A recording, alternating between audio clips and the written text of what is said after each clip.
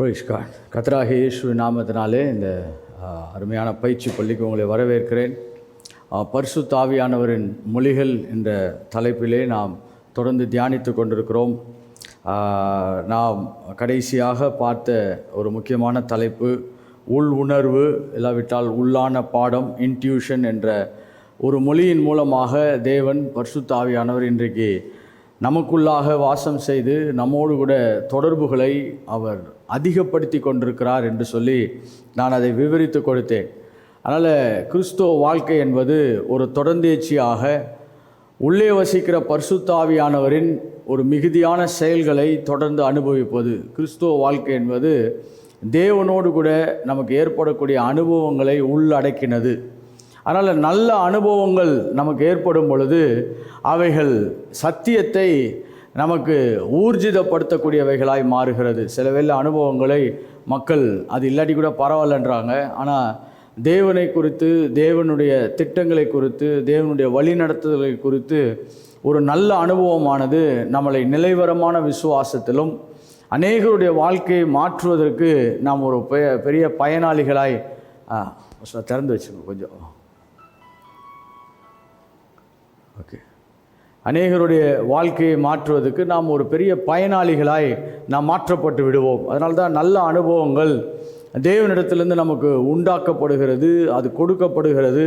அப்பொழுது காணப்படாத தேவனை காண்கிற உலகத்திலே மரிக்கக்கூடிய மாம்சத்தை உடைய நாம் அதை அனுபவிக்கும் பொழுது தேவன் யாராயிருக்கிறார், எப்படிப்பட்டவராயிருக்கிறார் என்ற அனுபவத்தை நாம் நம்முடைய நடைமுறையிலே கொண்டு வருவதற்கு கர்த்தர் உதவி செய்கிறார். அதனால் பரிசுத்த ஆவியானவரை குறித்து படிக்கும் பொழுது is one of the very important person who gives lot of experiences about the divinity. தெய்வத்துவத்தின் அநேக அனுபவங்களை நமக்கு பகிர்ந்து கொடுக்கிறவராயிருக்கிறார். அதில் முதலாவது அவர் நம்மை தொடர்பு கொள்வதற்காக பயன்படுத்துவது உள் உணர்வு, இல்லாவிட்டால் உந்துதல் என்று சொல்லலாம். ஒரு டிரைவ், உள் உணர்வு இல்லாவிட்டால் இன்ட்யூஷன். இன்றைக்கு நாம் இரண்டாவதான ஒரு மொழியை நான் உங்களோடு கூட பகிர்ந்து கொள்ள விரும்புகிறேன். The second language that I want to communicate with you. இப்படி தான் கர்த்தர் வரிசைப்படுத்தி நம்மோடு கூட தொடர்பு கொள்வார் என்று நான் சொல்லவில்லை. ஆனால் நாம் படிப்பதற்கும், நாம் புரிந்து கொள்வதற்கும், நாம் அடையாளப்படுத்துவதற்கும் இவைகள் போதுமானதாக இருக்கும் என்று நான் நம்புகிறேன். அதனால தான் இரண்டாவதாக தேவன் இந்த பூமியிலே நம்ம கூட தொடர்பு கொள்ளக்கூடிய செய்தியானதை நான் இப்படி விவரிக்க விரும்புகிறேன். God comes and impart his burden. அவருடைய பாரத்தை தேவன் நம்மோடு கூட தொடர்பு கொள்ள விரும்புகிறவராயிருக்கிறார். He communicates his ideas into a man through a burden. தேவன் தன்னுடைய திட்டத்தையும் தன்னுடைய தீர்மானங்களையும் அவருடைய பாரங்களை நமக்கு கொடுப்பதன் மூலமாக தேவன் நம்மளை தொடர்பு கொள்ளுகிறார். அதனால் the second language that I want to point out this evening, இன்றைக்கு இந்த மாலை வேளையிலே நாம் படிக்க பார்க்கிற ஒரு முக்கியமான தலைப்பு, தேவன் நம்மோடு கூட அவருடைய பாரத்தை நமக்கு கொடுத்து பகிர்ந்து கொண்டு அவைகள் மூலமாய் நாம் படிக்க கர்த்தர் நமக்கு உதவி செய்கிறார். இப்போ மனிதனுக்கு இரண்டு முக்கியமான பிரிவுகளை நான் சொல்ல விரும்புகிறேன். அதை நான் இங்கிலீஷில் சொல்லணும்னா காக்னேட்டிவ் அப்படின்னு சொல்லுகிறோம், இல்லாட்டி காக்னிஷன் அப்படின்னு சொல்லுகிறோம்.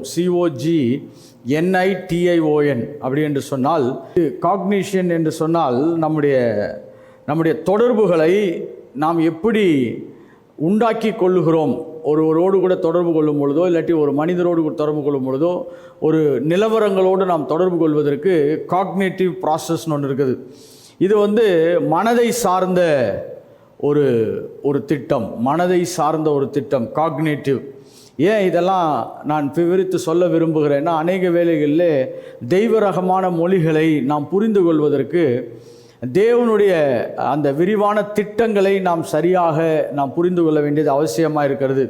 This is call mental process. Cognition அப்படின்னா மென்டல் ப்ராசஸ். மனதளவிலே நாம் அநேகவற்றை சிந்தித்து, மனதளவிலே அநேகவற்றை நாம் கவனம் செலுத்தி, இல்லாவிட்டால் மனதளவிலே நாம் எதையெல்லாம் பயிற்சி செய்தோமோ அதன் அடிப்படையிலே நாம் தொடர்பு கொள்வது. இட் இஸ் காக்னிஷன், இல்லாட்டி காக்னேட்டிவ் கம்யூனிகேஷன் என்று சொல்கிறோம். நம்ம என்னெல்லாம் படித்தோமோ, நம்ம எப்படிப்பட்ட எண்ணங்களை உடையவர்களாக இருக்கிறோமோ, எப்படிப்பட்ட காரியங்களுக்கு நாம் கவனம் செலுத்துகிறோமோ அதை வைத்து தொடர்பு கொள்வது. அதனால தான் இப்போ நம்ம தமிழில் படித்ததுனால நான் இன்றைக்கி உங்களோடு கூட தமிழில் என்ன பண்ணிகிட்டு இருக்கேன், பேசி கொண்டிருக்கேன். It's call cognitive communication. அப்படி என்றால் தொடர்பு கொள்ளக்கூடிய இரண்டு நபர்களுமே ஏதோ ஒரு இடத்திலே தங்களுடைய திறமையை வளர்த்து கொண்டதன் மூலமாக, சிந்தனையை வளர்த்து கொண்டதன் மூலமாக அவர்கள் நம்மளை தொடர்பு கொள்ளுகிறார்கள்.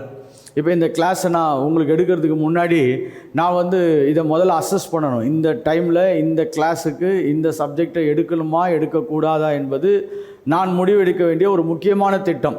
நாம் ஏன் அப்படிப்பட்ட ஒரு முடிவுகளை எடுக்க வர்றோன்னா, இது காக்னேட்டிவ் கெப்பாசிட்டி இருக்குதான்னு பார்க்குறோம்.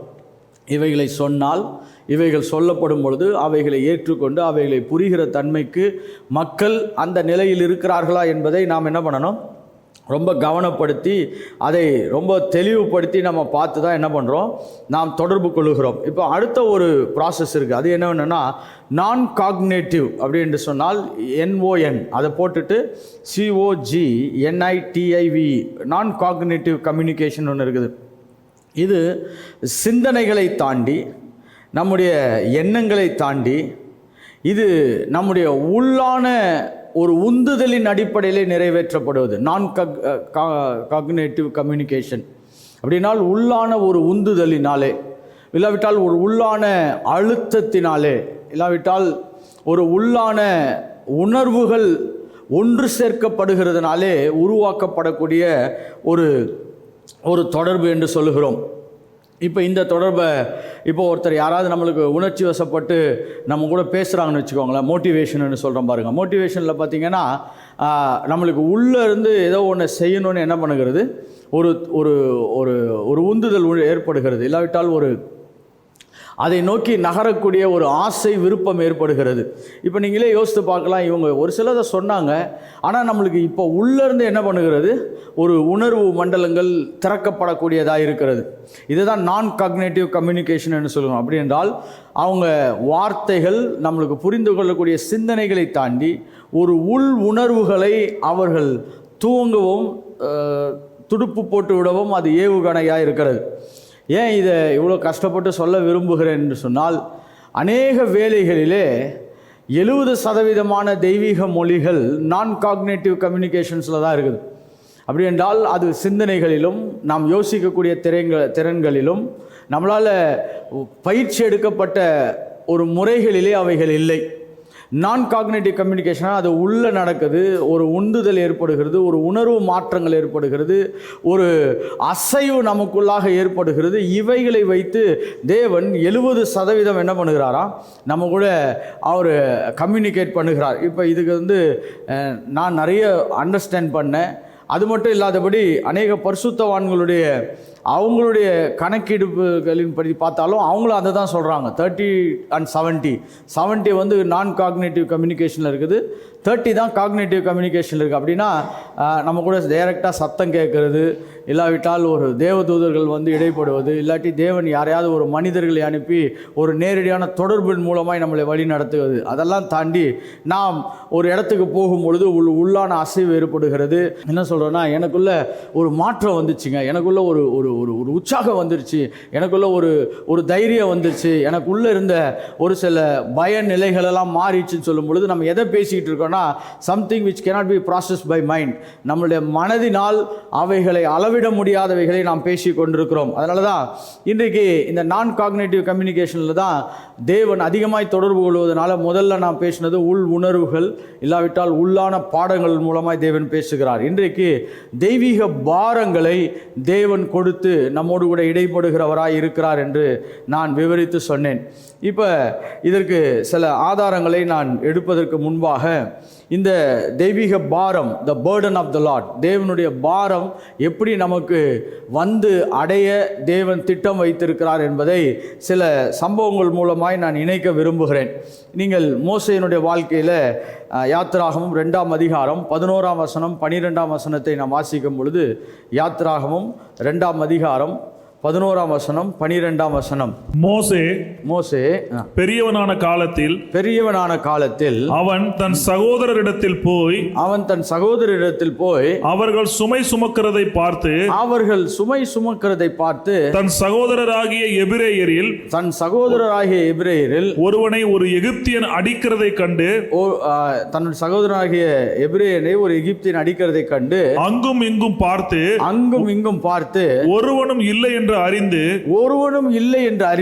எகிப்தியனை வெட்டி அவனை மணலிலே புதைத்து போட்டான். இப்ப இந்த சம்பவம் எப்படி மோசேக்கு நிறைவேற்றப்பட்டிருக்கலாம் அப்படின்னா, அவனுக்கு உள்ள ஒரு பெரிய உந்துதலும் ஒரு உணர்வுகளும் அதை குறித்த ஒரு பெரிய அழுத்தமும் ஏற்பட்டு அவன் அதுக்கு ரியாக்ட் பண்ணுறான். இப்போ இதை ரியாக்ட் பண்ணது கரெக்டாக தப்பான்னு நம்ம பார்க்கல. அங்கே நடந்த சம்பவத்தை நான் தெளிவுபடுத்த விரும்புகிறேன். அப்படி என்றால், இவனுடைய ஆவியிலே தேவன் ஏதோ ஒரு திட்டத்தை தொடங்கினதுனால அவனுக்கு ஒரு சில விஷயங்களை பார்த்த உடனே அவனுக்கு அது ஒரு பெரிய அழுத்தமாக ஒரு பாரமாக அவன் கண்டுபிடிக்கிறான். அந்த பாரத்துக்கு தான் அவன் என்ன பண்ணுறான், ரெஸ்பாண்ட் பண்ணுகிறான். அதனால் அந்த பாரம் என்ற தெய்வீக பாரம் என்ற ஒரு தலைப்புக்கு இன்னொரு அடையாளத்தை நான் வேதாகமத்தில் காட்ட விரும்புகிறேன். இதெல்லாம் நான் வேதாகமத்தில் எங்கே இருக்குதுன்னு ஜஸ்ட் உங்களுக்கு அடையாளப்படுத்துவது தான். அதுக்கு பிறகு அதை விவரிக்க விரும்புகிறேன். I want to give a definition about the Burton. அந்த தெய்வீக பாரத்தை குறித்து நான் சரியாக விவரிக்க விரும்புகிறேன். நெகேமியா 1ஆம் அதிகாரம் 1 முதல் 4ஆம் வசனை வாசிப்பீர்கள் என்று சொன்னால், இங்கு எப்படி மோசேக்கு ஒரு பாரம் அவனை அழுத்தி அவனை ஒரு செயலுக்குள்ளாய் தள்ளினதோ, அதே போல நெகேமியாவுடைய வாழ்க்கையிலும் நெகேமியா 1ஆம் அதிகாரம் 1ஆம் வசனத்திலிருந்து 4ஆம் வசனம் வரைக்கும் வாசிக்கலாம் பாருங்க. அகலியாவின் குமாரனாகிய நெகேமியாவின் நடபடிகள்.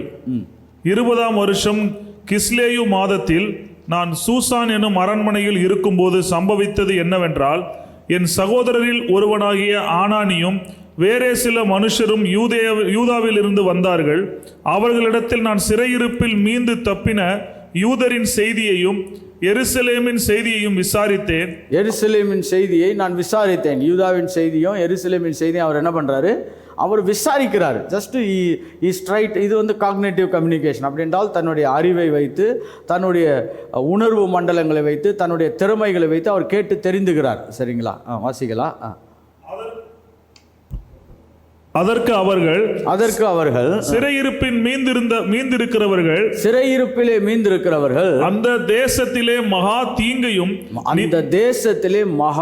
தீங்கையும் நிந்தையும் அனுபவிக்கிறார்கள். இதை கேட்ட உடனே அவருக்கு உள்ள ஒரு பாரம் உருவாகிவிட்டது. There was a divine burden that has been communicated into him.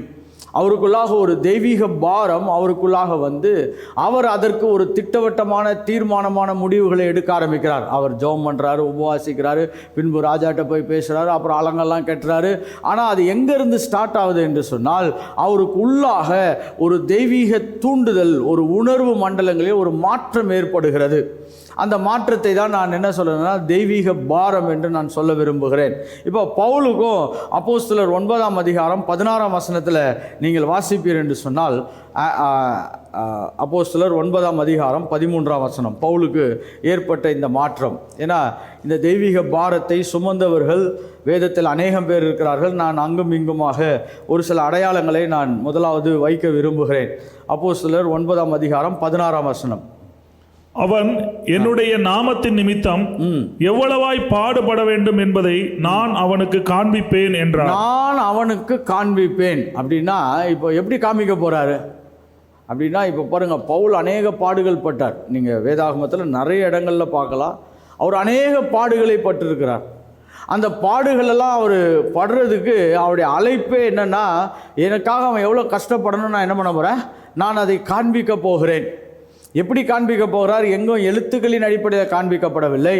அது எங்கேயோ தேவன் அவருடைய இருதயத்திலே, அவருடைய ஆவியிலே ஒரு திட்டத்தை தேவன் வைத்து அவரை நகர்த்தி இருக்கிறார். அதனால் தான் பவுல் பாருங்கள், எப்பேற்பட்ட பிரச்சனைகளுக்கும் அவர் பயப்படாமல் அவைகளை எதிர்கொள்வதற்கு அவர் கடந்து சென்றார்.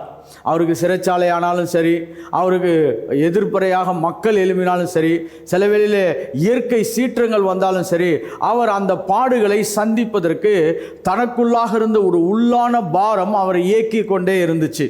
நீங்கள் இயேசு கிறிஸ்துனுடைய வாழ்க்கையை குறித்தும் எபிரேயர் 12ஆம் அதிகாரம் 2ஆம் வசனத்தில் வாசிக்கலாம்.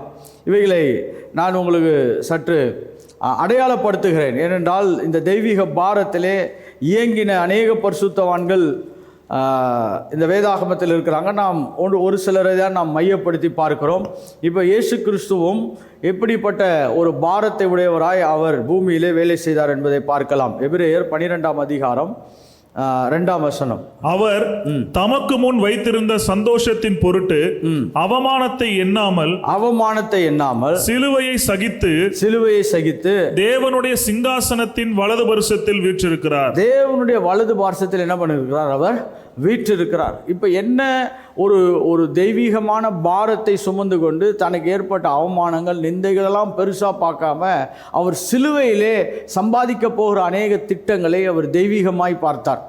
So this people are moved with burden. Okay, இன்னும் 2 பேரை நான் காண்பிக்க விரும்புகிறேன். அவர்களுடைய சில திட்டங்களின் அடிப்படையில் தான் நான் விவரிக்க விரும்புகிறேன். ஆனால் இப்போ நான் உங்களுக்கு எக்ஸாம்பிள் சொல்ல விரும்பலை.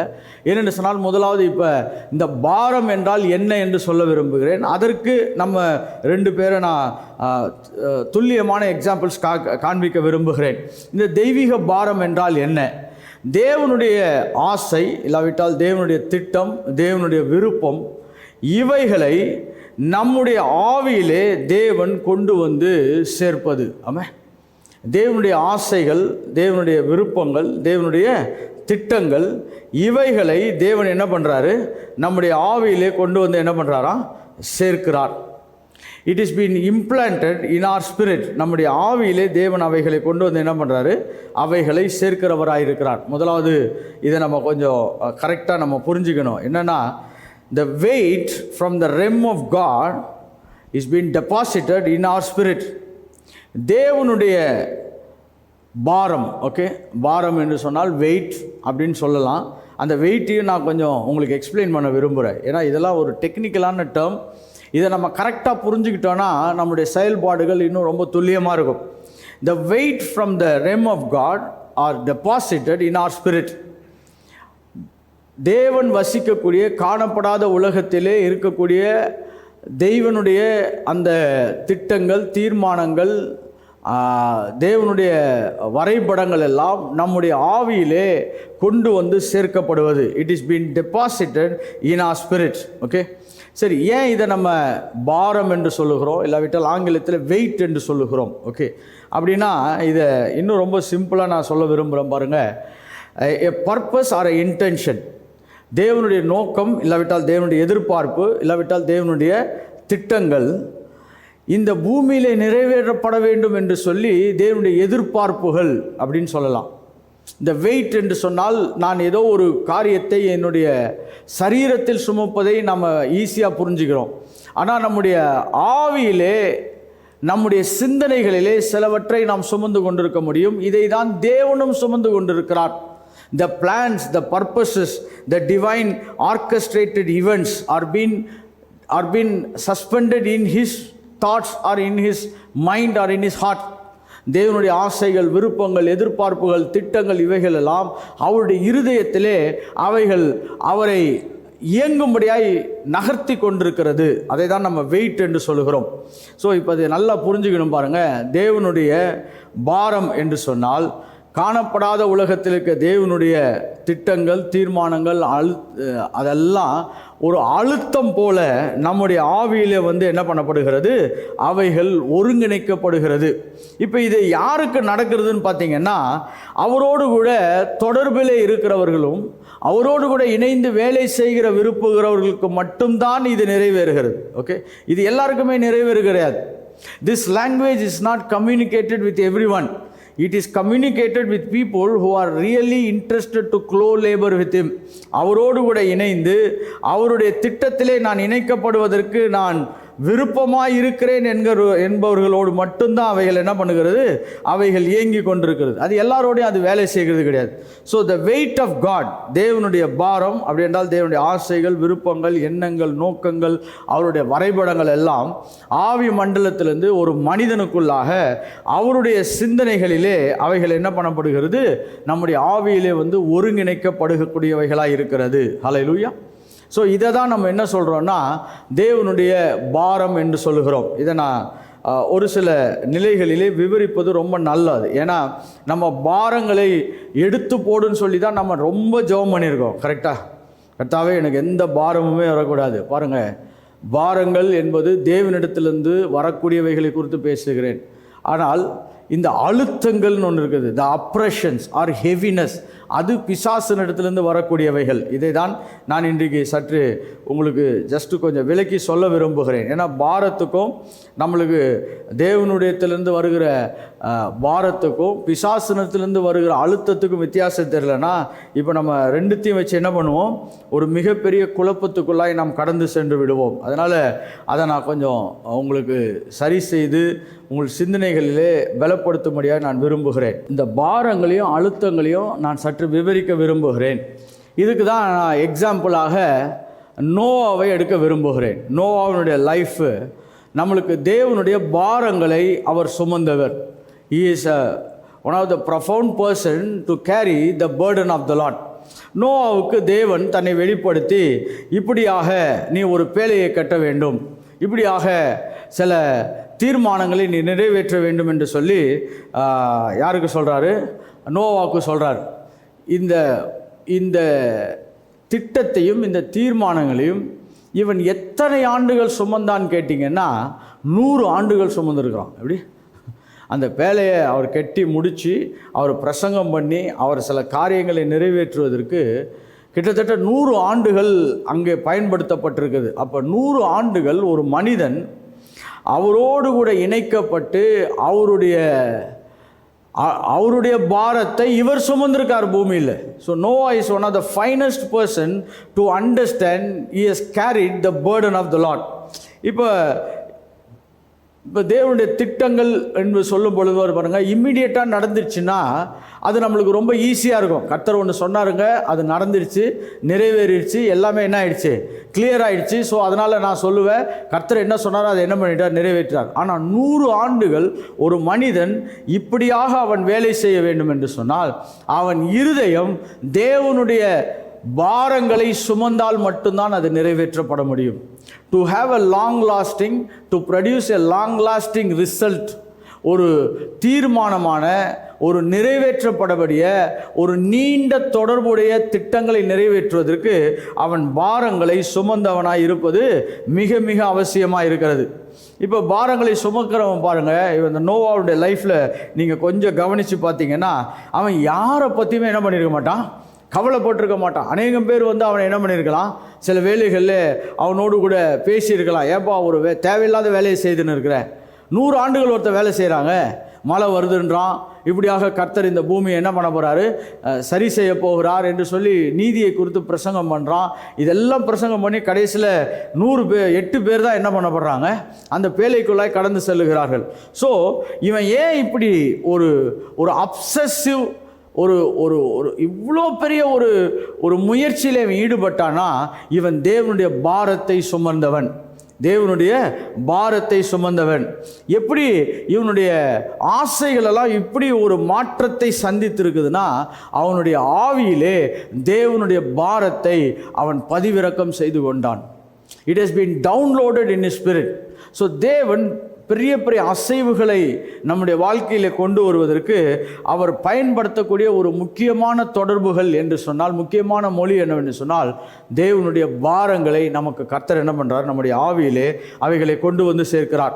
இப்போ இதுக்கு அப்புறம் ஒரு மனிதன் கொஞ்சம் இப்போ நோவா பாருங்கள், ஒரு விக்கடான சொசைட்டி, அப்படின்றால் ஒரு பழுதடைந்த, ஒரு பிரச்சனையான, ஒரு சமூகத்தால் தேவனால் ஏற்றுக்கொள்ளப்பட முடியாத ஒரு சமூக அமைப்புகளின் நடுவில் வாழுகிறான். ஆனால் இவன் மட்டும் எப்படி கரெக்டாக இருந்தான்?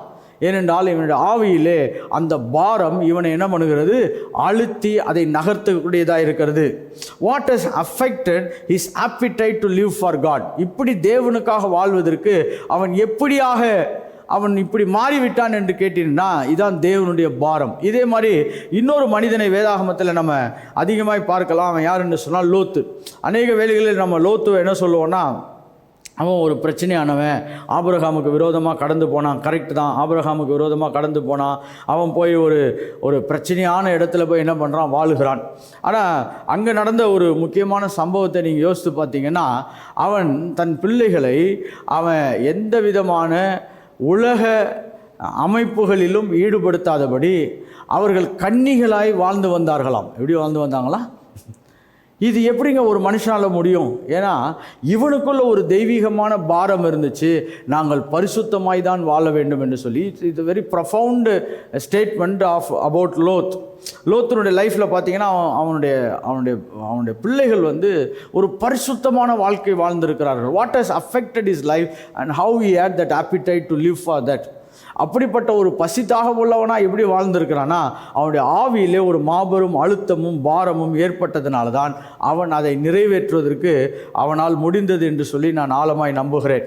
அதனால தான் 2 பேர்களை நான் இப்பொழுது வரிசைப்படுத்தியிருக்கிறேன் பாருங்கள். ஏற்கனவே 4 பேரை காமிச்சிருக்கிற மோசே, நெகேமியா, பவுல், இயேசு கிறிஸ்து, இப்பொழுது நோவா, அடுத்தது லோத். இவங்க எல்லாருமே பார்த்தீங்கன்னா ஒரு இயற்கைக்கு அப்பாற்பட்டதான ஒரு ஆசைகளை மறந்து தேவனுடைய திட்டத்தை சுமந்தவர்களாக நாம் வாசிக்கிறோம்.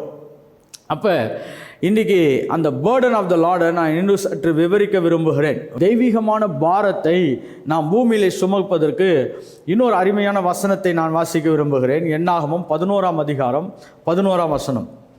என்னாகமம் 11ஆம் அதிகாரம் 11ஆம் வசனம். அப்பொழுது மோசே கர்த்தரை நோக்கி நீர் இந்த ஜனங்கள் எல்லாருடைய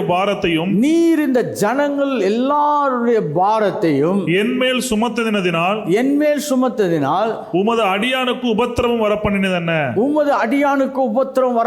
இப்போ மோசேக்கு இந்த பாரத்தை அவரால் சுமக்க முடியல. அப்படின்னா தேவனுடைய இருதயத்தில் இருந்தக்கூடிய எல்லா அசைவுகளையும் இப்போ மோசே கிட்ட கர்த்தர் என்ன பண்ணியிருக்கிறாரு, கொஞ்சம் டிரான்ஸ்ஃபர் பண்ணிட்டு இருக்காரு பாருங்க. அதனால தான் இவன் துடிக்கிறான் பாருங்க.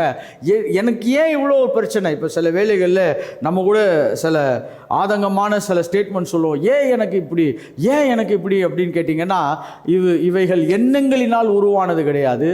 இவைகள் சில மாம்சீகமான சிந்தனைகளினாலும் நம்மளுக்கு இருக்கக்கூடிய திறமையினாலும் இது சேரலை. ஐ மீன் தட் காக்னேட்டிவ் மெத்தடில் கர்த்தர் நம்ம கூட டீல் பண்ணல. கர்த்தர் எப்படி டீல் பண்ணார் அப்படின்னு பார்த்தீங்கன்னா, நான் காக்னேட்டிவ் மெத்தட். வார்த்தைகளினாலும் செயல்களினாலும் அவைகளை சொல்லாதபடி அவைகளை நம்முடைய இருதயத்திலே, நம்முடைய ஆவியிலே ஒரு பாரத்தை கொடுத்தவராக என்ன பண்ணியிருக்கார், அதை கர்த்தர் டீல் பண்ணியிருக்கார். The inner impressions are very strong then the external appearances. நம்முடைய உள்ளான அசைவுகளிலே ஏற்படக்கூடிய அந்த அழுத்தமான திட்டங்கள் இந்த வெளியரங்கமான திட்டங்களை விட ரொம்ப ரொம்ப ரொம்ப ரொம்ப ஆழமானவைகள், நம்மளை அதிகமாய் நகர்த்தக்கூடியவைகள் என்று சொல்ல விரும்புகிறேன். அந்த வசனத்தை நீங்கள் இன்னும் கொஞ்சம் கவனமாக படிச்சிங்கன்னா அதனுடைய பின்பகுதியை வாசிக்கலாம் பாருங்கள். என்னாகமம் 11ஆம் அதிகாரம் 11ஆம் வசனத்தினுடைய பின்பகுதி. உம்முடைய கண்களில் எனக்கு கிருபை கிடையாதே போனதென்ன. எனக்கு கிருபை கிடையாமல் போனது என்ன? என்னால் இதை தாங்க முடியல. என்னால் இதை என்ன பண்ண முடியல, தாங்க முடியல. இந்த ஜனங்களுடைய பாரத்தெல்லாம் என் மேலே வச்சு என்னை இப்படி நீர் ஏன் என்ன பண்ணிரு, என்னை இப்படி கஷ்டப்படுத்துகிறீர் என்று சொல்லுகிறான். அதுக்கப்புறம் பாருங்க, இவர்களுடைய பிதாக்களுக்கு நான் ஆணையிட்டு கொடுத்த தேசத்துக்கு நீ இவர்களை முளையுண்கிற பாலகனை தகப்பன் சுமந்து கொண்டு போவது போல, தேசத்துக்கு நீ இவர்களை முளையுண்கிற பாலகனை தகப்பன் சுமந்து கொண்டுகிறது போல உன் மார்பிலே அணைத்து கொண்டு போ என்று, நீர் உன்னை மார்பிலே அணைத்து கொண்டு போ என்று நீர் என்னோடு சொல்லும்படி இந்த ஜனங்களை எல்லாம் கர்ப்பம் தரித்தேனோ இவர்களை பெற்றது நானோ. இப்போ இவருக்கு பெரிய அங்கலாய் போந்துச்சு பாருங்க. இவ்வளவு பெரிய நான் தான் பெற்றனா, இவங்களை ஒரு தகப்பன் தூக்கிட்டு போற மாதிரி நான் தான் தூக்கிட்டு போகணுமா? இப்போ இதெல்லாம் பார்த்தீங்கன்னா, he had that divine burden that has been really moved his life. அவனுடைய இருதயத்தை அசைத்த தெய்வீக பாரம் என்று சொல்லலாம். இப்போ இந்த தெய்வீக பாரத்தை நான் ஆங்காங்கு வசனங்களூடாக, சம்பவங்களூடாக அதை நான் வெளிப்படுத்தி இருக்கிறேன். ஆனால் இந்த பாரங்களை தேவன் யாருக்கிட்ட சொல்ல விரும்புகிறார் என்று சொன்னால், அவரோடு கூட தொடர்ந்தேச்சியாக தொடர்பில் இருக்கிறவர்களோடு மட்டும்தான் இப்படிப்பட்ட பாரங்களை தேவன் கடத்த விரும்புகிறார். அதனால தான் கர்த்தாவே என்ன உங்களுடைய பாரத்தினால என்னை நிரப்புங்கன்னு சொன்னாலும் என்ன பண்ண மாட்டார், நிரப்ப மாட்டார். ஏன்னா இது வந்து ஒரு டிவைன் கம்யூனிகேஷன்ஸில் ஏற்படக்கூடிய ஒரு முக்கியமான தொலைத்தொடர்புக்கு மேலே ஒரு அளவுன்னு சொல்லலாம் பாருங்கள்.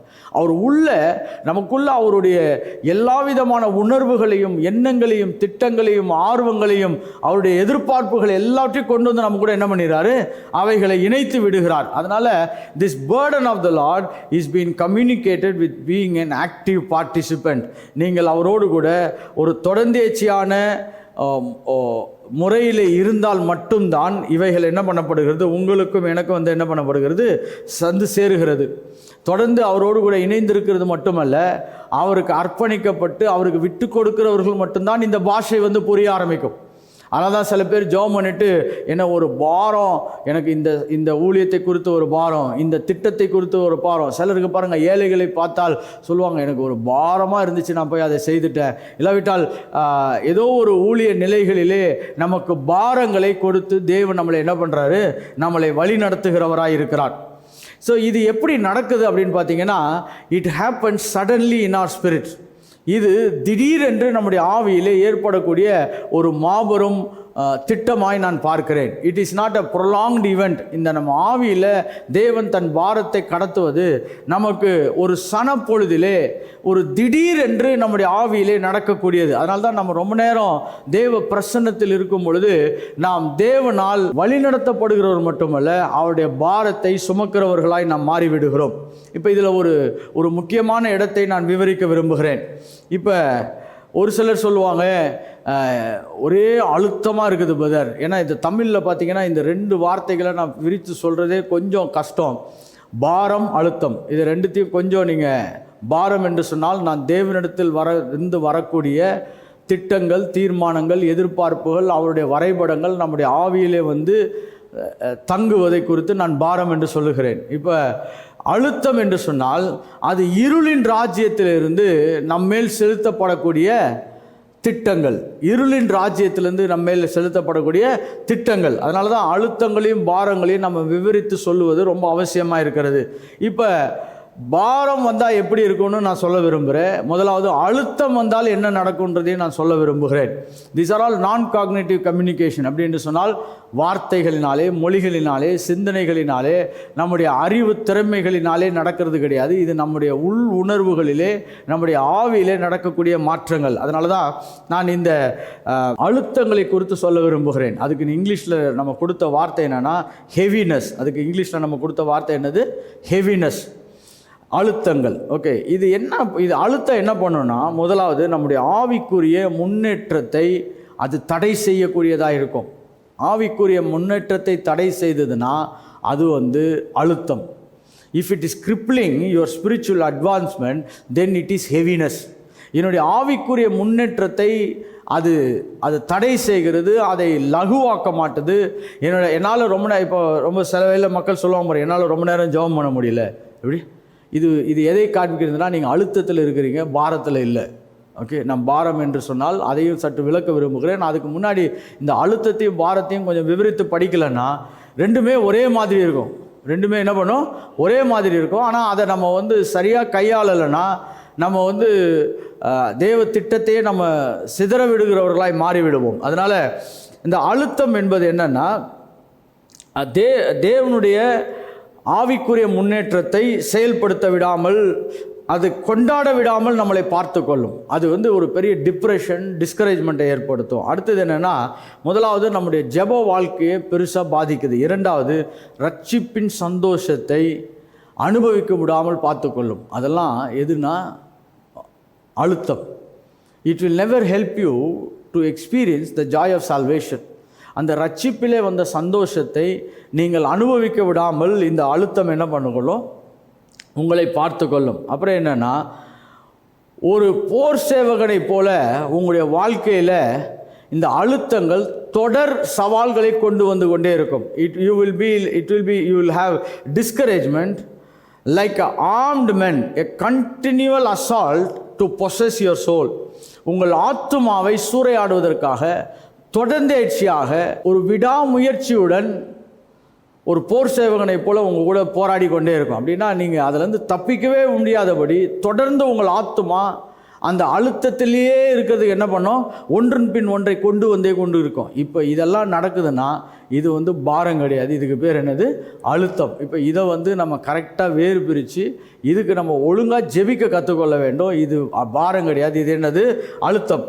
அப்போ பாரம், தெய்வீக பாரம் என்ன செய்யும்னா உங்களை அதிகமாக ஜெபிக்க வைக்கக்கூடியதாய் மாற்றும். when any process or any project that given by God, it helps you to pray more. நீங்கள் அதிகமாய் ஜெபிக்கக்கூடிய இடத்துக்கு நகர்வீர்கள்.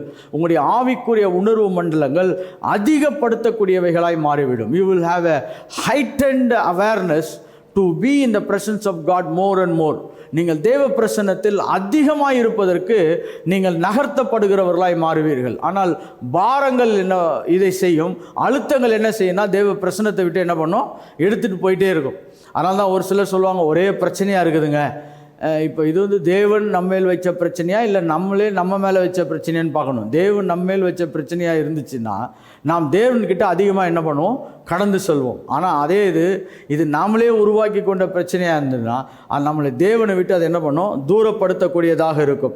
அடுத்தது, நீங்கள் தேவன் சார்பாக வேலை செய்கிறவர்களாய் மாறிவிடுவீர்கள். If it is a burden from the Lord, இது தேவனிடத்திலிருந்து வந்த, தேவன் நம்முடைய ஆவியில் வைத்த ஒரு அழுத்தமாக இருக்கும் என்று சொன்னால், ஒரு தெய்வீக திட்டமாக இருக்கும் என்று சொன்னால், you will start acting on behalf of God. நீங்கள் தேவனுக்காக எழும்பி வேலை செய்கிறவர்களாக என்ன பண்ணிடுவீங்க, மாறிடுவீங்க. நீங்கள் யாராவது ஏதாவது உங்களுக்கு செய்ய வேண்டும் என்று சொல்லி நீங்கள் காத்து கொண்டே இருக்க மாட்டீங்க. ஆனால் நீங்கள் பாரத்தில், அழுத்தத்தில் தெய்வீக பாரத்தில் இருப்பீங்கன்னா நீங்களே போய் வேலை செய்வீங்க. அழுத்தத்தில் இருப்பீங்கன்னா உங்களுக்கு யாராவது என்ன பண்ணணும், உங்களை ஹெல்ப் பண்ணி உங்களை தள்ளி விட்டுக்கிட்டே இருக்கணும். அப்போ நம்ம கண்டுபிடிச்சிடலாம் இது அழுத்தம், இது என்னது, பாரம். You will start acting on behalf of God. இப்போ இயேசு கிறிஸ்து நமக்கு ஒரு பெஸ்ட் எக்ஸாம்பிள் பாருங்கள். அவருக்கு போன இடத்துல எல்லாம் பிரச்சனை, கரெக்டாக. ஆனால் அவர் சொல்கிறார், பிதாவுடைய சித்தத்தை செய்வதே எனக்கு என்ன இருக்குது, போஜனமாக இருக்குதுன்னு சொல்லிட்டு அவர் தொடர்ந்து வேலையை என்ன பண்ணி கொண்டிருக்கிறார், நிறைவேற்றி கொண்டே இருக்கிறார். பவுலும் அப்படி தான் பாருங்கள். அவருக்கும் எவ்வளோ, எங்கே போனாலும் அவரை சிறையில் வைக்கிறானுங்க, அவர் அங்கே பிரச்சனையாவது இங்கே பிரச்சனையாவது எல்லா பிரச்சனையும் தாண்டி இவர் செயல்படுகிறவராக இருக்கும் பொழுது, when people act on behalf of God, it is the burden of the Lord. ஏன் இதெல்லாம் இவ்வளோ துல்லியமாக நான் வரைவுப்படுத்தி சொல்லுகிறேன் என்று சொன்னால், அநேகம் பேர் எனக்கு பாரம் இருக்குதுன்றாங்க. அது ஆக்சுவலாக பாரம் கிடையாது. பாரம் இருந்தால் அவர்கள் தேவனுக்காக எழுப்பி என்ன பண்ணுவாங்க, வேலை செய்கிறவர்களாய் மாறிவிடுவார்கள். நீங்கள் ஒரு மிஷினரியை பாருங்கள், இல்லாவிட்டால் ஒரு மிஷன் மூமெண்ட் எடுத்து பாருங்கள், இல்லை சபை நிறுவக்கூடிய ஒரு சபை ஸ்தாபிக்கக்கூடிய அழைப்பு இருக்கிறவங்கள பாருங்கள். they will keep on acting on behalf of God. அவர்கள் தேவனுக்காக திட்டங்களை தீட்டி இயக்குகிறவர்களாய் மாறிவிடுவார்கள். இப்போ என்னுடைய லைஃபே நான் கொஞ்சம் இந்த இடத்துல பொருத்தி பார்க்குற பாருங்க. எனக்கு பலவிதமான சேலஞ்சஸ் வந்திருக்குது. ஒவ்வொரு முறையும் நான் கிளாஸ் எடுக்கும் பொழுது பார்த்திங்கன்னா வெவ்வேறான சேலஞ்சஸ் மீட் பண்ணுறேன். ஆனால் தொடர்ந்து எதையோ ஒன்றை கடந்த 29 வருடங்களாக செய்துக்கிட்டே இருக்கிறேன். I just amaze by that. நானே இதை பார்த்து ஆச்சரியப்படுறேன். இதெல்லாம் நான் செய்துட்டேன், இதெல்லாம் கர்த்தர் எனக்கு செய்ய உதவி செய்தெல்லாம் நான் சொல்ல, நானே ஆச்சரியப்படுறேன். ஏன்னா அந்த பாரம் என்னை தொடர்ந்து என்ன பண்ணி கொண்டு இருக்குது, தேவனுக்காக இயங்க வைத்து கொண்டிருக்குது. இது இல்லைன்னா இன்னொன்று, இது இல்லைன்னா இன்னொன்று, இந்த வாய்ப்பு இல்லைன்னா இன்னொரு வாய்ப்பு. அநேக இடத்துல ஊழிய வாய்ப்புகள் வந்துச்சு, அநேக இடத்துல கதவுகள் மூடப்பட்டது, அநேக இடத்துல மக்கள் என்னை புறக்கணிச்சிருக்கிறாங்க, என்னை அங்கீகரிக்காமல் போயிருக்கிறாங்க, என்னை ஏற்றுக்கொள்ளாமல் போயிருக்கிறாங்க, எனக்கு அவதூறான சில வேலைகளை செய்திருக்கிறாங்க. But you still keep on working on God. நீங்கள் இன்னும் தேவனுக்காக எழுப்பி வேலை செய்வதா என்பது தேவனிடத்தில் வந்து பாரத்திற்கு அது ஒரு அடையாளமாக இருக்குது. இப்போ அழுத்தம் அப்படி இருந்துச்சுன்னா என்னென்னா, கொஞ்சம் ஓடி பார்ப்பாங்க, எதுவுமே செட் ஆகலைன்னா அவங்க என்ன பண்ணிவிடுவாங்க, ஒரு இடத்துல போய் கொஞ்சம் இடத்துல ஸ்டக்காகி விடுவார்கள். இதுதான் நம்ம வித்தியாசத்தில் ரொம்ப முக்கியமான ஒன்றாய் பார்க்கிறோம். அடுத்தது என்னென்னா, இவர்கள் அந்த உபத்திரவத்திலே சந்தோஷப்படுவார்கள். தேவனுக்காக பாரத்தை சுமக்கிறவர்கள் உபத்திரவத்தை சந்தோஷத்துடன் ஏற்றுக்கொள்வார்கள். இப்போ இயேசு கிறிஸ்து பாருங்க, அவர் வெட்கப்படாமல் அவமானப்படாமல் தனக்கு முன்பாக வைக்கப்பட்டிருந்த அந்த தெய்வீக திட்டத்துக்காக அவர் தன்னை முழுவதுமாக என்ன பண்ணார், அங்கீகரித்து அதற்கு ஒப்பு கொடுத்தார். ஆனால் அழுத்தத்தில் இருக்கவங்க பார்த்தீங்கன்னா அவங்க வேறு மாதிரி இருப்பாங்க. அவங்க ஓடுற மாதிரி இருக்கும், ஆனால் அசைவுகள் அவ்வளோ சீக்கிரம் என்ன பண்ணாது, நிறைவு பெறக்கூடியாதவைகளாக இருக்கும்.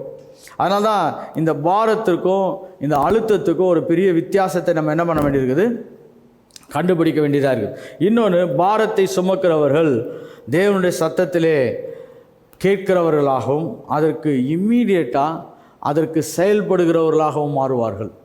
சில பேர் சொல்லுவாங்க பாருங்கள், கர்த்தர் என்னை ஜெபம் பண்ண சொன்னார் இந்த டைமில், அது நைட்டு எத்தனை மணியாக இருந்தாலும் எந்திரிச்சு ஜெபம் பண்ணுவாங்க. இதெல்லாம் என்னதுக்கு அடையாளம்னா, இவர்கள் தேவனுடைய பாரத்தை சுமக்கிறவர்கள் என்ற அடையாளம். இப்போ நோவா 100 வருஷம் சுமந்தாங்க.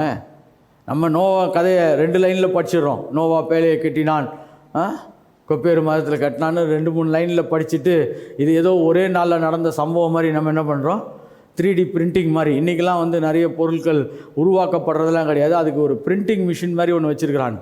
இப்போ வீடெல்லாம் கூட பிரிண்டிங்லலாம் பண்ணுறாங்க. அந்த மாதிரி ஒரு 3D பிரிண்டிங் மாதிரிலாம் உருவாகல பாருங்கள். He has carried the plan of God in his heart for 100 years. இன்றைக்கி அப்படிப்பட்ட தெய்வீகமான திட்டத்தை உடையவர்களை தேவன் தேடிக்கொண்டிருக்கிறார். ஹல்லேலூயா. இன்றைக்கி ஒரு மனிதனுடைய வாழ்க்கை மேலோங்கி போவதும் கீழ் நோக்கி போவதற்கும் மிக முக்கியமான காரணம் என்றால் அவன் எப்படிப்பட்ட பாரத்தை தன் வாழ்க்கையிலே சுமந்து கொண்டிருக்கிறான் என்ற அர்த்தம். ஹல்லேலூயா. If it is a burden from the Lord, then you are succeeding in the affairs of God. நீங்கள் தேவனுடைய எல்லா திட்டங்களிலும் உயரத்தில் எழும்பி கொண்டிருக்கிற அர்த்தம். ஆனால் உலகத்தினுடைய இந்த அழுத்தங்களை நீங்கள் ரொம்ப சுமந்துக்கிட்டு இருந்தீங்கன்னா நீங்கள் கீழ் நோக்கி போகிறீர்கள் என்ற அர்த்தம். அதனால தான் நம்முடைய லைஃப்பில் பாருங்கள், நம்ம தேவனை தேடுகிறவர்களாய் மாறிவிடுவோம். When the burden sets in, you will start seeking God. நீங்கள் தேவனை தேடுகிறவர்களாய் மாறுவீர்கள். இன்றைக்கி இந்த பாரத்தை நிறைய மக்கள் மத்தியில், ஈவன் நிறைய சபைகள் மத்தியில் கூட நம்ம கண்டுபிடிக்கிறது ரொம்ப கஷ்டமாக இருக்குது. ஏனென்று சொன்னால், மக்கள் எதை தேடுகிறார்கள் என்று வைத்து அதனுடைய பாரத்தை நம்ம அடையாளப்படுத்தலாம். பாருங்கள், மக்கள் தேடுற ஒரு சில முக்கியமான விஷயங்களை சொல்கிறோம் பாருங்கள். முதலாவது, தெய்வீக சுகத்தை தேடுறாங்க. அடுத்தது, ஒரு வெற்றி நிலைகளை தேடிக்கொண்டிருக்காங்க, ஒரு திருப்பு முனையை தேடிக்கொண்டிருக்கிறார்கள், பிரேக் த்ரூஸ். நீங்கள் இந்த பிரேக் த்ரூன்னு பார்த்தீங்கன்னா அதுக்கு ஒரு அலை மோதுகிற கூட்டம் உண்டு. ஏன்னா அதுதான் அவங்க தேடிட்டு இருக்காங்க. எப்படி they seek healing, they seek breakthroughs. Okay. அப்புறம் ஒரு ஃபைனான்ஷியல் வெல்பீயிங், ஃபைனான்ஷியல் எக்ஸ்பான்ஷன், ஒரு பொருளாதார செழிப்பு, ஒரு பெருசாக கர்த்தர் கொண்டு வர போகிறாருன்னு பார்த்தீங்களா, மக்கள் பயங்கரமாக துள்ளி குதித்து உற்சாகமாயிடுவாங்க. அடுத்தது வெற்றி என்று சொன்னால் நான் செய்கிறது எல்லாம் வாய்க்க வேண்டும். இப்போ இதுதான் மேஜர் சீக்கிங், இதுதான் மக்கள் அதிகமாய் தேடுகிறார்கள். இதெல்லாம் கர்த்தருடைய பாரமா அப்படின்னு கேட்டால் இதெல்லாம் கர்த்தருடைய பாரம் கிடையாது. இதெல்லாம் மனிதனுடைய தேவை. இதெல்லாம் என்னது, மனிதனுடைய தேவை. அப்போ இதெல்லாம் தேவைதான பாஸ்டர்? நான் தேவை தான். ஏன்னா ஒரு ஹீலிங் தேவை, ஒரு திருப்புமுனை தேவை, ஒரு ஃபைனான்ஷியல் வெல்பீயிங் தேவை, ஒரு வெற்றிகரமான வாழ்க்கை தேவை, ஒரு நல்ல ஆரோக்கியமான குடும்ப நிலைகள் தேவை, இதெல்லாம் தேவை. This is a need. But the burden of the Lord அப்படின்னு சொல்லி பார்த்தீங்கன்னா இவைகள் எல்லாம் அதற்கு உட்படாது. இப்போ தேவனுடைய எதிர்பார்ப்பு என்ன, தேவனுடைய திட்டம் என்ன, தேவனுடைய ஆசை என்ன, தேவனுடைய விருப்பம் என்ன என்று சொல்லி அவன் அதை தேடுகிறவனாய் மாறிவிடுவான். என்னை கர்த்தர் எதுக்கு பூமியில் வச்சிருக்கார், என்னை என்ன செய்ய விரும்புகிறார், என் மூலமாய் கர்த்தர் எதை நிறைவேற்ற விரும்புகிறார் என்று அதை தேடுகிறவனாய் அவன் மாறிவிடுவான். His seeking will totally differ. அதனால தான் இன்றைக்கு இருக்கிற சபைகள் நம்மளால் பெரிய ஆரோக்கியமான சபைகளாய், அந்த அப்போஸ்தலர் காலத்தில் எழுப்பப்பட்ட சபைகளாய் மாற முடியாததுக்கு காரணம், அதனால தான் இன்றைக்கி apostolic reformation, apostolic church, prophetic சர்ச்சுன்னு எக்கச்சக்கமான பெரிய வார்த்தைகள் உள்ள சபைகள் எல்லாம் எடுத்துகிட்டு வராங்க. ஏனென்று சொன்னால் இன்றைக்கி மக்கள் வேறு எதையோ தேடிக்கொண்டிருக்கிறார்கள், அவங்களுடைய தேவைகளை தான் தேடிக்கொண்டிருக்கிறார்கள். தேவனுடைய அந்த எண்ணங்கள், தேவனுடைய ஆசைகள், விருப்பங்கள், பாரங்களை அவங்க என்ன பண்ணலை, பெருசாக தேடுகிறவர்களாக இல்லை. ஆனால் வேதத்தில் நீங்கள் வாசிக்கும் பொழுது பார்த்தீங்கன்னா மோசே எதை தேடினான், தேவனுடைய திட்டத்தை தேடினான். ஹல்லேலூயா. He was just seeking God's plan and God's will. அவன் அதை தான் தேடுறான் பாருங்கள். கர்த்தாவே உங்களுடைய சித்தம் என்ன, உங்களுடைய தீர்மானம் என்ன, உங்களுடைய ஆசை என்ன, உங்களுடைய விருப்பம் என்ன. அதனால தான் அவன் சொல்கிறான், இந்த ஜனங்களெல்லாம் கூட்டு போகிறது எனக்கு ரொம்ப கஷ்டமாக இருக்குது. என்ன, நானா இவங்களை பெற்றேன், இவ்வளோ பெரியா நான் பெற்றேன், இவ்வளோ பெரியா நான் வளர்த்தேன். ஆனால் இதெல்லாம் சொல்லிவிட்டு மறுபடியும் அந்த வேலையை செய்கிறான். இவ்வளோத்தையும் சொல்லிவிட்டு என்ன பண்ணுறான், மறுபடியும் அந்த வேலையை என்ன பண்ணுறான், தொடர்ந்து செய்கிறான். ஏனென்று சொன்னால் இவன் தனக்காக, தன்னுடைய திட்டத்துக்காக, தன்னுடைய தீர்மானங்களுக்காக, தன்னுடைய எதிர்பார்ப்புகளுக்காக இவன் அதிகமாய் வாழாதவன். இன்றைக்கு நீங்கள் தேவனுடைய பாரத்தை ஏன் நமக்குள்ளே அதிகமாக கொண்டு வர முடியவில்லை என்று சொன்னால் நாம் வேறு எதையோ தேடிக்கொண்டிருக்கிறோம். அதனால் இந்த தெய்வீக பாரங்களின் மூலமாக தேவன் நம்மோடு கூட தொடர்பு கொள்வது மிக மிக பிரச்சனையாக மாறிவிடுகிறது. லூக்கா 18. சீக்கிரத்திலே அவர்களுக்கு நியாயம் செய்வார் என்று உங்களுக்கு சொல்லுகிறேன். சீக்கிரத்திலே அவர்களுக்கு நியாயம் செய்வார் என்று உங்களுக்கு சொல்லுகிறேன். ஆகிலும் மனுஷகுமாரன் வரும்பொழுது பூமியிலே விசுவாசத்தை காண்பாரோ என்றார். தேவன் பூமியிலே விசுவாசத்தை காண்பாரோ. இப்போ பாருங்க, இந்த ஒரு வசனத்தை நான் சற்று உங்களுக்கு விவரிக்க விரும்புகிறேன். ஏன்னா மனுஷகுமாரன் பூமியில் வரும்பொழுது இந்த விசுவாசத்தை காண்பாரோ, இப்போ இது ரட்சிக்கப்படுகிற விசுவாசமா இல்லாவிட்டால் வேறு என்ன விசுவாசம் அப்படின்ற ஒரு பெரிய கேள்விகள் நமக்கு எழும்பலாம். ஆனால் இப்போ இயேசு இந்த பூமியில் வரும்பொழுது விசுவாசத்தை பார்ப்பாரோ என்று சொன்னால் இவங்க ஏற்கனவே ஒரு கூட்டம் ரட்சிக்கப்பட்டவங்க தான். சரி, ரட்சிக்கப்படாதவங்களை பார்த்து இவங்ககிட்ட விசுவாசத்தை கேட்குறாருன்னு சொல்லலாம். ஆனால் நீங்கள் 17ஆம் அதிகாரம் 18ஆம் அதிகாரம்லாம் வரும்பொழுது 18ஆம் அதிகாரத்தில் ஜெபத்தை குறித்து தேவன் பேசி கொண்டிருக்கிறார். எதை குறித்து பேசுகிறாரு? ஜெபத்தை குறித்து பேசுகிறார். அந்த ஜெபத்தினுடைய தொடர்ச்சியின் முடிவு தான் 1ஆவது வசனத்திலேருந்து படிக்க ஆரம்பித்து மென் நாட் டு ப்ரே, எல்லா மனிதர்களும் ஜெபிக்க வேண்டும் என்று சொல்லி அதற்கு பின்பாக ஒரு ஓமையை சொல்லிவிட்டு அந்த 8ஆம் வசனம் வரும்பொழுது தேவன் என்ன செய்ய விரும்புகிறார் என்றால் ஒரு விசுவாசத்தை காண்பேனோ என்று சொன்னால், இப்போ நம்ம விசுவாச போதனையில் இருக்கவங்க அப்போ நம்புகிறவங்களை கர்த்தர் தேடிட்டு இருக்காருன்னுவாங்க. ஆனால் இப்போ கர்த்தர் நம்புகிறவங்களை தேடிட்டு இருக்கார் பிரதர், அப்படி இல்லை. நம்பிக்கையாய் ஒப்பு கொடுக்கப்படுகிற திட்டத்தை நிறைவேற்றுகிறவர்களை தேவன் தேடிக்கொண்டிருக்கிறார். God is looking for faithful people. அங்கே ஃபெய்த்துன்னு இருக்குது. அதை நல்ல மொழியாக்கத்தில் நம்ம புரிந்து கொள்ள வேண்டும் என்று சொன்னால் தேவனுடைய திட்டங்களை பூமியிலே நிறைவேற்றக்கூடியவர்களை தேவன் தேடிக்கொண்டிருக்கிறார். God is looking for faithful people. ஏன்னா இந்த மொழியாக்கத்தில் பாருங்கள், ஃபெய்த்துக்கும் ஃபெய்த்ஃபுல்லுக்கும் எந்த ஒரு பெரிய வித்தியாசமும் கிடையாது. சில இடத்துல ஃபெய்த்துன்னு இருக்குது, சில இடத்துல ஃபெய்த்ஃபுல்னு இருக்குது. அப்படி என்றால் இங்கே விசுவாசம் இருக்குது, இங்கே உண்மைத்துவம். அப்படி என்றால் சொன்ன விஷயத்தை நிறைவேற்றக்கூடிய மக்களை குறித்து பேசப்படுகிறது. அதனால தான் இந்த ஃபெய்த்ஃபுல் அப்படின்னு சொன்னால் என்ன என்று நான் சொல்ல விரும்புகிறேன். ஃபெய்த்ஃபுல், விசுவாசம் உள்ளவர்களை தேவன் தேடுவார். அப்படி என்றால் தேவனுடைய திட்டத்தை நிறைவேற்றுகிறவர்களை தேவன் என்ன பண்ணி கொண்டிருக்கிறார்? தேடிக்கொண்டிருக்கிறார் என்று சொல்லப்படுகிறது.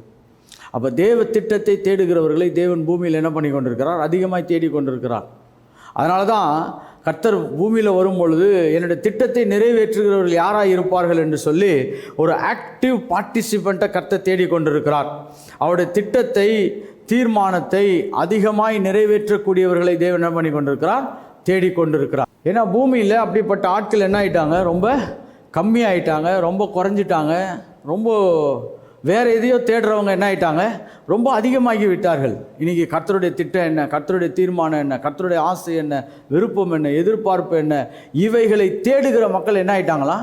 ரொம்ப கம்மியாயிட்டாங்க. அப்போ விசுவாசத்தை தேடுறாருன்னா இந்த இடத்துல விசுவாசம் உள்ள ஒரு மக்களை என்ன பண்ணி கொண்டிருக்கிறார்? தேவன் தேடிக்கொண்டிருக்கிறார். God is looking for people who is so interested, who is so ready to carry out his burden. அவருடைய பாரத்தை சுமக்கிறவர்களை என்ன பண்ணி கொண்டிருக்கிறார்? தேடிக்கொண்டிருக்கிறார். அப்போ தெய்வீக பாரத்தை நான் இப்படியாக சொல்ல விரும்புகிறேன். பாருங்க, காணப்படாத நிலைகளிலே இருக்கக்கூடியவைகளை நாம் தேவனோடு கூட இணைந்து காண்கிற உலகத்துக்கு மாற்றுகிறவர்களை பாரத்தை சுமக்கிறவர்கள் என்று சொல்லலாம். காணப்படாத நிலையில் இருக்கக்கூடிய காரியங்களை காண்கிற உலகத்திலே மாற்றுவதற்காக தேவனோடு கூட ஒத்துழைக்கிறவர்களை பாரத்தை சுமக்கிறவர்கள் என்று சொல்லலாம். இன்னொன்று, தேவனை குறித்த ஒரு நல்ல விஷயத்தை சொல்கிறோம் பாருங்கள். ஒரு பக்கம் நல்லது, ஒரு பக்கம் ரொம்ப சவாலானது. தேவன் ஒரு பாரமுள்ள மனிதனை கண்டுபிடிக்கிற வரைக்கும் தன்னுடைய திட்டத்தை அவர் கிடப்பிலே போட்டுக்கிறார். He suspends the project until he finds a man. தேவன் தன் திட்டத்தை தொடங்குவதற்கு ஒரு சரியான மனிதனை கண்டுபிடிக்கிற வரைக்கும் அந்த திட்டத்தை சற்று தாமதம் பண்ணுகிறாரே ஒழிய ஆளை கண்டுபிடிக்காமல் அது அவர் எதையுமே என்ன பண்ணுறதில்ல, ஸ்டார்ட் பண்ணுறதில்ல. இதுக்கு பெஸ்ட் எக்ஸாம்பிள் மோசே தான்.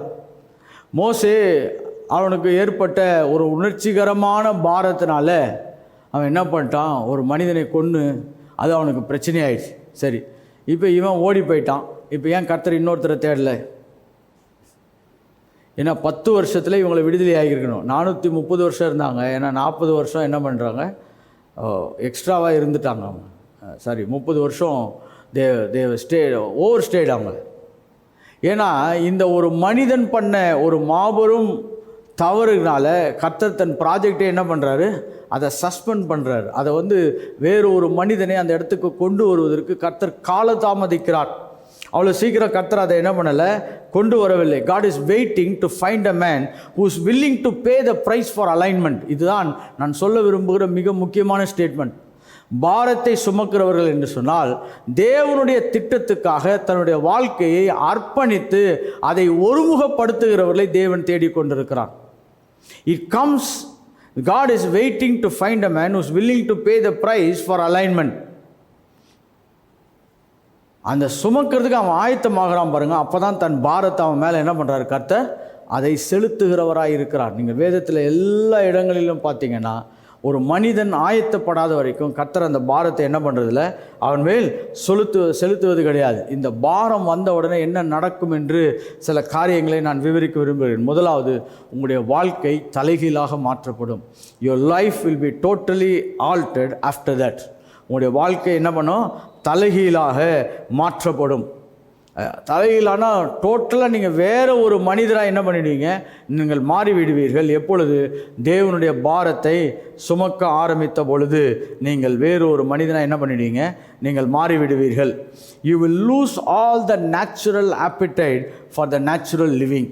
உங்கள் இயற்கைக்கு உட்பட்ட வாழ்க்கையின் மேல் ஒரு மிகப்பெரிய பசித்தாகம் இல்லாதவர்களாய் மாறிவிடுவீர்கள். இயற்கை உலகத்தை நேசித்து அதன் மேல் பசித்தாகம் உள்ளாதவர்களாக என்ன பண்ணிவிடுவீர்கள், மாறிவிடுவீர்கள். ஆனால் இது இப்படி சொல்கிறேன் பாருங்க, the burden of the Lord will rob you about the satisfaction of the natural realm. இயற்கை உலகத்திலே நீங்கள் ஈடுபாடு உள்ளவர்களாக அதில் ஈர்ப்புள்ளவர்களாக இருக்கிறீர்கள் என்பதை நீங்கள் முற்றிலுமாய் உங்களுடைய இருதயம் மாற்றப்பட்ட நிலைக்கு வந்துவிடும். அப்படின்னா என்ன வருதுன்னா, இப்போ இங்கே தேவனுடைய பாரம் உங்கள் மேல் ஆளுகை செய்ய ஆரம்பித்திருக்கிறது என்ற அர்த்தம். மூன்றாவதாக, பாரங்கள் வரும்பொழுது இதுவரைக்கும் எதெல்லாம் உங்களை கவர்ச்சிப்படுத்தி கொண்டிருந்ததோ இப்பொழுது அவைகளெல்லாம் உங்கள் மேல் ஆளுகை செய்ய முடியாத நிலைக்கு நீங்கள் வந்து விடுவீர்கள். The burden of the Lord will when it sets into a man, every attraction that he had before, it will never attract him now. இதுவரைக்கும் எதெல்லாம் அவனை ஈர்த்து கொண்டிருந்துச்சோ, அவனை கவர்ந்து கொண்டிருந்ததோ அவைகளெல்லாம் இப்பொழுது அவனை கவர முடியாத நிலைகளுக்கு அவன் வந்தவனாய் மாறிவிடுவான். அதனால் தான் இன்றைக்கி தேவனுடைய பாரத்தை சுமக்கிறவங்க பார்த்திங்கன்னா இந்த உலக வழக்கங்களிலே உலக நிலைகளிலே தங்களை சிக்கிக்கொள்ளாதவர்களாக இருப்பார்கள். ஏன்னா அவங்களுக்கு இந்த உலகத்தில் மேலே இருக்கக்கூடிய அநேக காரியங்களை ஜெயித்தவர்களாய் மாறிவிடுவார்கள். ஓகே, அன்றைக்கு ஒரு ஊழியக்காரரை குறித்து கேள்விப்பட்டோம் பாருங்கள். ரொம்ப அற்புதமாக இருந்துச்சு. அவங்க சாட்சியெல்லாம் கேட்கும் பொழுது யாரோ ஒருத்தர் காசு கொடுத்துருக்குறாங்க, நீங்கள் ஒரு இனோவா கிறிஸ்டா வாங்கிக்கோங்க. கிட்டத்தட்ட ஒரு 30 லட்சம் இருக்கும் பாருங்க. அவ்வளோதான் கொடுத்துருப்பாங்கன்னு நினைக்கிறேன், அமௌண்ட் சொல்ல. ஆனால் அந்த மனுஷன் அந்த ஊழிய காசை அந்த நல்ல ஒரு காசை வாங்கிட்டு அவர் இருக்கும் பொழுது யாரோ இன்னொரு ஊழியக்காரர் அவர்கிட்ட பேசிகிட்டு இருந்திருக்காரு. இந்த மாதிரி சபைலாம் கேட்டோன்னு இவ்வளோ தேவை இருக்குதுன்னொன்னே அதில் பாதி காசு எடுத்து என்ன பண்ணியிருக்கிறாரு, அந்த சபை கட்டுறதுக்கு கொடுத்துட்ருக்காரு. மிச்ச பாதி காசில் போய் ஒரு பழைய இனோவா வாங்கியிருக்கிறார். எப்படி இப்போ இதெல்லாம் லிவிங் லெஜெண்ட்ஸ்ன்னு சொல்லலாம் பாருங்கள். ஏன்னா இப்போ நம்மளுக்கு 30 லட்சம் கொடுத்தா இன்னொரு 10 லட்சம் ஃபோன் போட்டு அதை விட ஏதாவது பெரிய கார் வாங்கலாமா தான் மக்கள் இன்றைக்கி பூமியில் என்ன பண்ணுறாங்க, மிகப்பெரிய பயணத்தில் இருக்கிறார்கள். நீங்கள் வேணால் பாருங்களேன், வீடு கட்டுறதுக்கு இவங்ககிட்ட 30 லட்சம் இருந்தால் இன்னொரு 30 லட்சம் போட்டு தான் வீடு கட்டுவோம். ஏன்னா அந்த இயற்கையின் மேலே அவனுக்கு ஒரு பெரிய என்ன இருக்குது, ஒரு பெரிய ஈர்ப்பு உண்டாக இருக்கும். அதை அவனை பயங்கரமாக அட்ராக்ட் பண்ணும். ஆனால் தேவனுடைய பாரம் ஒருத்தனுக்குள்ளே வந்துருச்சுன்னா அவர்கள் இந்த பூமியில் இருக்க பொருட்கள் மீது மிகவும் அவங்க என்ன பண்ண மாட்டாங்க, ஈர்க்கப்பட மாட்டார்கள். அது இருந்தால் யூஸ் பண்ணிப்பாங்க, அது இல்லைன்னா அது அவங்களுக்கு ஒரு பெரிய சவாலாக இருக்காது, அதன் மேலே அவங்களுக்கு ஒரு பெரிய நாட்டமே இருக்காது. இன்னொரு சில ஊழியக்காரங்களெல்லாம் பற்றி கேட்டேன். ஏன்னா பேர் சொல்ல முடியாது, ஏன்னா சொன்னால் அவங்கக்கிட்ட நிறைய நல்லது இருக்கும், சில குறைபாடுகளும் இருக்கும். அதனால் அவங்க பேரை சொல்கிறதுனால அவங்களுக்கும் பிரச்சனை, எனக்கும் பிரச்சனை. ஆனால் நான் சொல்கிற ஒவ்வொன்றுத்துக்கும் என்னுடைய ஆவியில் சாட்சி இருக்குது. அவர் பெரிய இடத்துல பெரிய ஊழியம் நடத்துகிறார். ஆனால் அவர் இருக்கிறது என்னென்னா ஒரு சின்ன ரூமில் தான் அவர் தங்கிட்டு இருக்கிறார். இதை யோசித்து பார்த்தாவே நம்மளால் முடியல. ஏன்னா இப்போ முதல்ல சில மக்களுடைய வாழ்க்கை வரலாறுகள்லாம் நீங்கள் பார்த்தீங்கன்னா, முதல்ல அவங்களுக்கு தேவையானதெல்லாம் ரெடி பண்ணிட்டு தான் பின்பு ஊழியத்துக்கோ ஊழிய திட்டத்துக்கோ ஊழிய நோக்கங்களுக்கோ என்ன பண்ணுவாங்க, அவர்கள் கைகளை விரிக்கிறவர்களாய் மாறுவார்கள். ஆனால் இந்த மனுஷனுக்கு எல்லாம் தனக்கு இருந்தாலும் தான் ஒரு சிறிய இடத்திலே வாழ்ந்து கொண்டிருக்கிறான். இப்போ இதெல்லாம் என்னத்துக்கு அடையாளம் என்று சொன்னால், they have carrying the burden of the Lord. Nothing attracts them what attracted them before. இதற்கு முன்பாக எது அவர்களை ஈர்த்ததோ அவைகள் இப்பொழுது அவங்களை என்ன பண்ணவில்லை, அவர்களை ஈர்க்கவில்லை. இதுக்கு இன்னொரு பெஸ்ட் எக்ஸாம்பிள் யாருன்னு கேட்டிங்கன்னா, ஜான் த பேப்டிஸ்ட். நம்ம எப்பயுமே ஜான் த பேப்டிஸ்ட் என்னென்னா, அவர் வனாந்திரத்தில் வாழ்ந்தார், வனாந்திரத்தில் வாழ்ந்தார்னா அவனுக்கு இந்த இயற்கை உலகத்தின் மேலே எந்த விதமான ஈர்ப்புமே இல்லாமல் போயிடுச்சுங்க. He lost all the affection because he started carrying the burden of the Lord. இந்த உலக ரட்சிப்புக்காக தேவனுடைய திட்டத்தை தன் இருதயத்திலே சுமந்து அந்த மேசியாவுக்காக அவன் காத்திருக்க ஆரம்பித்தான். அதனால் இவனுக்கு உலகத்தில் இருக்கக்கூடிய எல்லா ஆசைகளையோ அவன் இழந்தவனாய் மாறிவிட்டான். இன்னும் சொல்ல போனீங்கன்னா, அவன் ஒரு ஆசாரிய வம்சத்தில் வந்தவன். மேபி அவன் அடுத்த ஆசாரியனாக இருக்கலாம், பிரதான ஆசாரியனாக இருக்கலாம். ஏனென்றால் அவன் ஆசாரிய வம்சத்தில் வந்தவன். ஆனால் எல்லாவற்றையும் தூக்கி போட்டுட்டு அவன் வனாந்திரத்தில் போய் வாழ ஆரம்பித்தான். நம்ம சில டைம் யோவான் ஸ்நானனை பற்றியெல்லாம் பெருசாக பேசுறது இல்லை. ஏன்னா நம்ம பாரங்கள் எல்லாமே வேறு ஏதோ ஒன்றை தேடிக்கொண்டிருக்கிறதுனால யோவான் ஸ்நானங்கள்லாம் நம்ம கண்ணுக்கு யாரும் என்ன பண்ண மாட்டார், ரொம்ப பெருசாக செய்ய மாட்டார். இன்றைக்கெல்லாம் யோவான் ஸ்நானன் கிடையாதுன்னுவாங்க. ஆனால் பாரத்தை சுமக்கிறவர்கள் எல்லாரும் இந்த உலகத்தை தங்களுக்குள்ளாக ஈர்ப்பாக மாற்றிக்கொள்ளாதபடி தேவனையே மையமாய் வைத்து வாழ்கிறான். அவன் வனாந்திரத்தில் போய் வாழ்ந்தான். ஈவன் அவனுடைய லைஃப் பாருங்க, சாப்பாட்டை கூட அவன் என்ன பண்ணியிருக்கிறான், ஒரு பெரிய மாற்றத்துக்குள்ளாய் அவன் என்ன பண்ணியிருக்கிறான், கொண்டு போயிருக்கிறான். வெட்டுக்கிளியும் என்ன பண்ணுறான், தேனியும் சாப்பிட்றான். ஒருத்தர் சொன்னார், அது ரொம்ப ஹெல்த்தியான சாப்பாடு. கரெக்டு தான், ஆனால் டெய்லி சாப்பிட்டு பாருங்களேன். எப்படி அவர் சொல்கிறது கரெக்ட் தான். நீங்கள் ஒரு வெட்டுக்கிளி வந்து ஒரு one of the best food அது. அதுக்குன்னு நம்ம இப்போ அதெல்லாம் சாப்பிட மாட்டோம். இருந்தாலும் நீங்கள் தேனும் வெட்டுக்கிளி என்பது ஒரு நல்ல புரோட்டீன், ஒரு கெட்டு போக முடியாத ஒரு நல்ல ஒரு தேன். ஓகே, அது வந்து கெட்டே போகாது. பாருங்கள், எத்தனை ஆண்டு ஆனாலும் கெட்டு போகாது. ஆனால் இது ரெண்டுத்தையும் சாப்பிட்றது நல்லது தான். ஆனால் அதையே சாப்பிட்டுட்டு ஒருத்தன் இருக்கணும்னா எப்படி? ஈவன் அவனுடைய ட்ரெஸ்ஸிங் கூட அவன் மாற்றிருக்கிறான். ஏன் என்று சொன்னால், இந்த உலகம் அவனை என்ன பண்ண முடியலை, ஜெயிக்க முடியவில்லை. அவனுக்கு அது பாரமாக இல்லை.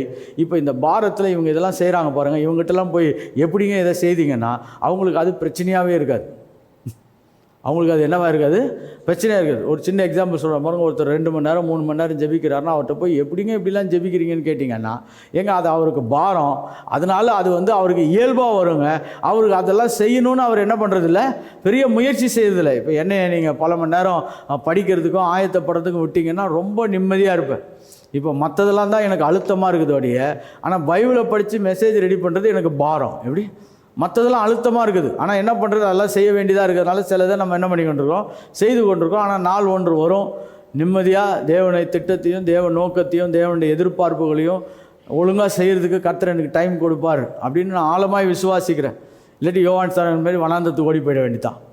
ரெண்டில் இது மாதிரி தான் ஒரு ஆப்ஷன் இருக்குது. So those who carry the burden, they will surely overcome the every attraction. இப்போ நீங்கள் அதெல்லாம் அவங்க செய்கிறாங்களேன்னு சொல்லும் பொழுது அதை இவர்கள் சந்தோஷமாய் செய்கிறவர்களாய் மாறிவிடுவார்கள். பாருங்கள், இப்போ நான் வந்து சாத்ராக், மேஷாக், ஆபேத்நேகோ, தானியேல் இவங்களெல்லாம் குறித்து படிக்கும் பொழுது பார்த்தீங்கன்னா, இவங்க வந்து ராஜாவினுடைய எந்த பதார்த்தங்களையும் என்ன பண்ண மாட்டாங்க, சாப்பிட மாட்டேன்னு ஒரு முடிவு எடுத்தாங்க. இது சில பேர் சொல்லுவாங்க, நீங்களும் இப்படிலாம் முடிவு எடுக்கணும். கரெக்டுங்க, அவங்க முடிவு எடுத்து ரொம்ப சந்தோஷமாக இருந்தாங்க. ஏன்னா அது அவங்களுடைய பாரமாக இருந்ததுனால அந்த கஷ்டமான முடிவு அவர்களுக்கு லகுவாக இருந்துச்சு. எப்படி, அது எப்படி இருந்துச்சு, லகுவாக இருந்துச்சு.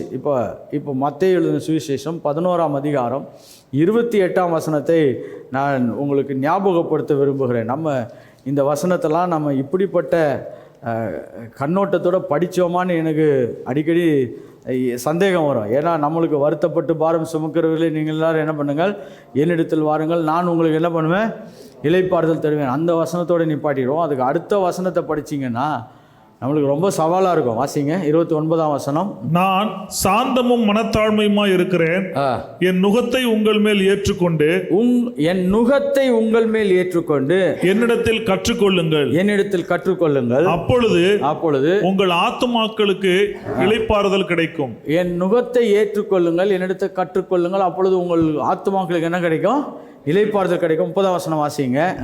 என் நுகம் மெதுவாயும் என் நுகம் மெதுவாயும் என் சுமை இலகுவாயும் இருக்கிறது என் என்றார். சுமை, கர்த்தர் சுமத்துகிற பாரம் எப்படி இருக்குமா? எப்படி இருக்கும்? இலகுவாய் இருக்கும். லகுவாய் இருக்கும். அதனால தான் தேவனுடைய பாரத்தை சுமக்கிறவங்களுக்கு அவங்க அதை சுமக்கும் பொழுது லகுவாக இருக்கும். ஆனால் வெளியிலேருந்து பார்க்குறவனுக்கு அது ஒரு பெரிய பிரச்சனையாகவே இருக்கும். அதில் தான் பாரத்தில் செயல்படுகிறவன் அது கஷ்டமாக இருந்தால் கூட அதை சந்தோஷமாய் செய்கிறவனாய் மாறுவான். இப்போ தேவன் இப்படிப்பட்ட பாரங்களை நம்முடைய இருதயத்திலே வைத்து நம்மளை தொடர்பு கொள்ள விரும்புகிறார். ஹல்லேலூயா. நான் ஏன் இவ்வளோ தூரம் இவ்வளோலாம் கஷ்டப்பட்டு இதெல்லாம் டீச் பண்ணுறேன்னா, நம்ம பாரத்தினால் இயங்கக்கூடியபடியாக கர்த்தர் நம்மளை பயிற்சிவிக்க விரும்புகிறார். ஹல்லேலூயா. சிலர்லாம் சொல்லுவாங்க, கர்த்தர் வந்து நேராக சொன்னால் தான் செய்வாங்க, கர்த்தர் வந்து எனக்கு இப்படிலாம் காட்சி காமிச்சா ஒரு தீர்க்க தரிசனமாக ஏதாவது சொன்னால் தான் செய்வேன். இல்லை, அநேக வேளை பாரங்களை கொடுத்து தேவன் அதை செய்ய வைக்கிறார். இப்போ எங்கிட்ட ஒரு சிலர் கேட்பாங்க, நீங்கள் எப்படி ஊழியத்துக்கு வந்தீங்க? ஏன்னா அநேகருக்கு நான் எப்படி ஊழியத்துக்கு வந்தேன் என்பது கேட்பது பிரயோஜனமாக இருக்குமா இல்லையோ தெரியல, இல்லாட்டி நம்மளை இன்வெஸ்டிகேட் பண்ண கேட்குறாங்களோ தெரியல. ஆனால் நிறைய பேர் கேட்பாங்க, நீ எப்படி ஊழியத்துக்கு வந்தீங்க, நீங்கள் எப்படி ஒரு பைபிளெல்லாம் டீச் பண்ணணுன்ற உங்களுக்கு ஒரு பெரிய ஆர்வம் வந்துச்சுன்னா, எனக்கு நான் போய்கிட்டு இருந்த சபையில் அவங்க பைபிளே டீச் பண்ணல, அவங்க என்னென்னமோ கதை சொல்லிகிட்டு இருந்தாங்க. அந்த பாரம்தான் என்னை இவ்வளோ நாட்கள் என்னை நடத்தி கொண்டிருக்கிறது.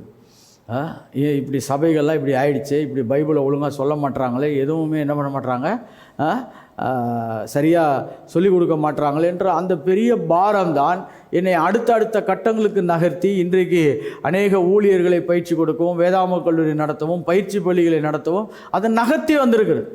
இப்போ ஏதாவது பெரிய தரிசனம் காமிச்சிருக்கிறாரு, அது எப்போ நிறைவேறுமோ அப்போ நிறைவேறும். ஹல்லேலூயா. இப்போ அந்த தரிசனத்துக்காகலாம் போல, ஆனால் பாரத்துக்காக நான் போய் கொண்டிருக்கிறேன்.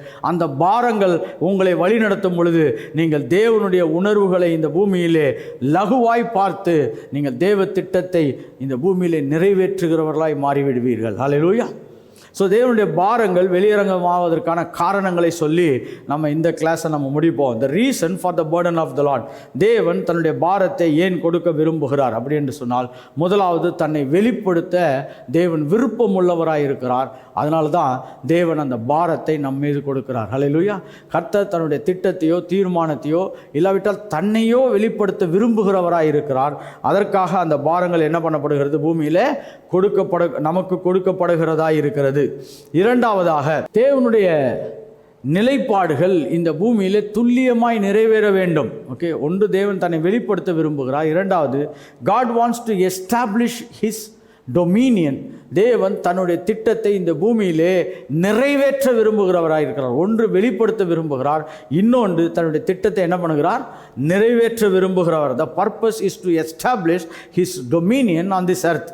எப்படி என்றால், வானமும் பூமியும் அவர் தான் படைத்தது. இதை மனிதனுக்கு தேவன் கொடுத்தார். மனிதனும் என்ன பண்ணிட்டான்? பிசாசுகிட்ட என்ன பண்ணிட்டான்?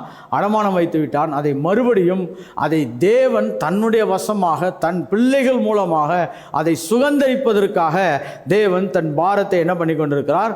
வெளியரங்கமாக்கி கொண்டிருக்கிறார். மூன்றாவது, இந்த முழு உலகத்தையும் அவருடைய இலக்குக்கு நேராக அவர் நகர்த்தி கொண்டிருக்கிறார். To move this whole universe to the goal. ஒரு இலக்குக்கு நேராக தேவன் அதை நகர்த்துவதற்காக நம்மளை பயன்பாட்டாளர்களாய், செயலாளர்களாய் நம்மளை மாற்ற விரும்புகிறார். ஹல்லேலூயா. இதுக்கு தான் கர்த்தர் பாரத்தை கொடுக்கிறார். To make us a functionary and relevant, not to the goals of God. தேவனுடைய இலக்குக்கு நேராக நாம் பயன்பாட்டாளர்களாய் மாறும்படியாக நம்மை தேவன் நமக்கு என்ன பண்ணுறாரு? பாரத்தை கொடுக்கிறார். நான்காவதாக ஒன்று சொல்ல விரும்புகிறேன் பாருங்கள், இதுதான் அற்புதமானது. தேவன் ஏன் பாரத்தை நமக்கு கொடுக்கிறார்னா, நாம் இந்த பூமியிலே பிறந்ததின் நோக்கத்தை நாம் முழுமையாக அனுபவிப்பதற்காக தேவன் தன் பாரத்தை நமக்கு கொடுக்கிறவராக இருக்கிறார். இந்த பூமியில் பிறந்ததின் நோக்கத்தை to bring meaning to our existence and to fulfill it before we die. நாம் மரிப்பதற்கு முன்பாக தேவ திட்டத்தையும் தேவ நோக்கத்தையும் இந்த பூமியிலே நாம் நிறைவேற்றுவதற்காக தேவன் நமக்கு பாரத்தை கொடுக்கிறார். இதுதான் ஒரு அற்புதமான தேவனுடைய திட்டம் பாருங்கள். இன்றைக்கி நிறைய பேர் வாழ்ந்துட்டு, ஏன்டா இந்த வாழ்க்கை வாழ்ந்தோம், எதுக்குடா வாழ்ந்தோம், ஏன்டா இப்படிலாம் வாழ்ந்தோம், எதுக்கு இவ்வளோலாம் நம்ம சம்பாதிச்சோம், ஏன் இவ்வளோ பேர் புகழை சம்பாதிச்சோம், நிறைய பேர் வேதனையில் இருக்கார்கள். Because they don't have the meaning for life. ஆனால் கிறிஸ்துவனுடைய பாரத்தையும் தேவனுடைய பாரத்தையும் சுமக்கும் பொழுது நம்முடைய வாழ்க்கையின் அர்த்தம் கிடைத்து நாம் ஒரு நிறைவான பூரணமான வாழ்க்கை வாழ்வதற்கு அது பிரயோஜனமாக இருக்கும். முதலாவது டு மேனிஃபெஸ்ட் காட், தேவனை வெளிப்படுத்துவதற்கு. இரண்டாவது தேவ திட்டத்தை பூமியிலே நிறைவேற்றுவதற்கு. மூன்றாவது தேவனுடைய இலக்குக்கு நேராக முழு உலகத்தையும் நகர்த்துவதற்கு நம்மளை பயன்பாட்டாளர்களாய் கர்த்தர் அழைத்திருக்கிறார். அதை நம்மளை ஃபங்க்ஷனரியாய் கர்த்தர் மாற்றுவதற்காக தன்னுடைய பாரத்தை கொடுக்கிறார். நான்காவது நம்முடைய வாழ்க்கையிலே நாம் அர்த்தமுள்ளவர்களாய் வாழ்வதற்காக தேவன் தன் பாரத்தை நமக்கு கொண்டு வந்து சேர்க்கிறவராய் இருக்கிறார். அதனால் இப்படிப்பட்ட ஒரு தெய்வீக பாரத்தை தேவன் எப்படி கொஞ்சம் கொஞ்சமாய் நம்முடைய லைஃப்பில் நகர்த்த விரும்புகிறார் என்பதை நான் தொடர்ந்து அடுத்த கிளாஸில் கொஞ்சம் பேச விரும்புகிறேன். அதனால் one of the profound languages of God, தேவன் எப்படி இன்ட்யூஷன் மூலமாக பேசுகிறாரோ, அடுத்தது the burden of the Lord, இந்த தெய்வீக பாரத்தின் மூலமாக, தெய்வீக சுமையின் மூலமாக தேவன் நம்மோடு கூட தொடர்பு கொள்ளுகிறவராக இருக்கிறார். அதனால் திட்டவட்டமாக நீங்கள் பாரத்தை உடையவர்களாக இருப்பீங்கன்னா முதல் அடையாளம் என்னென்னா, நிறைய ஜெபிக்கிறவர்களாய் மாறிவிடுவீர்கள். The prayerlessness is a first sign that you are not carrying the burden of the Lord. தேவனுடைய பாரத்தை சுமக்கிறவர்கள் அதிக நேரம் ஜெபிக்கிறவர்களாக இருப்பார்கள். ஹல்லேலூயா. இப்போ ஜெபம் மட்டும் போனால் போதுமா பாஸ்டர்? ஜெபமும் வேத வாசிப்பும் சேர்ந்து போகும். அதுதான் biblical style of prayer. Hallelujah. Bible படிப்பாங்க, ஜெபம் பண்ணுவாங்க, பைபிள் படிப்பாங்க, ஜெபம் பண்ணுவாங்க. அப்படின்னா இவர்கள் தேவ பாரத்தை சுமப்பதற்கான பாத்திரமாய் மாறி இருக்கிறார்கள், இல்லை பாத்திரமாய் இருக்கிறார்கள், இல்லை பாத்திரமாய் மாறிக்கொண்டிருக்கிறார்கள் என்று கூட நம்ம சொல்லலாம். அதனால் ப்ரேயர்லெஸ்னஸ் is a very important sign that the burden of the Lord is not situated in your heart. உங்களுடைய இருதயத்திலே தேவனுடைய பாரங்கள் வந்து இன்னும் அமையவில்லை என்பதற்கு ஒரு மிக துல்லியமான அளவுகள் என்று சொன்னால் ஜெபம் இல்லாமை. அதனால் நல்ல ஜெபிப்போம். தேவனுடைய பாரத்தின் மூலமாக தேவன் நம்முடைய ஆவியிலே செலுத்தப்படுகிற எல்லா திட்டங்களையும் நாம் வாங்கி அதை செயல்படுத்துகிறவர்களாய் மாறுவோம். அப்படின்னா ஒன்றை நம்ம ஒழுங்காக செய்துட்டோன்னா கர்த்தர் இன்னும் 4 நம்மளுக்கு கொடுப்பார். ஹல்லேலூயா. சிறிய வெற்றில் உண்மை உள்ளவனுக்கு கர்த்தர் அநேக வெற்றில் அவனை என்ன பண்ணுறாரு? அதிபதியாக மாட்டார். நம்ம எப்பயுமே எப்படின்னா கொஞ்சம் காசை நம்ம ஒழுங்காக வச்சுட்டோன்னா கர்த்தர் நிறைய காசு கொடுப்பாருன்னு. ஆனால் அப்படி தேவன் வந்து ஃபைனான்ஷியல் மேனேஜ்மெண்ட் பண்ணல.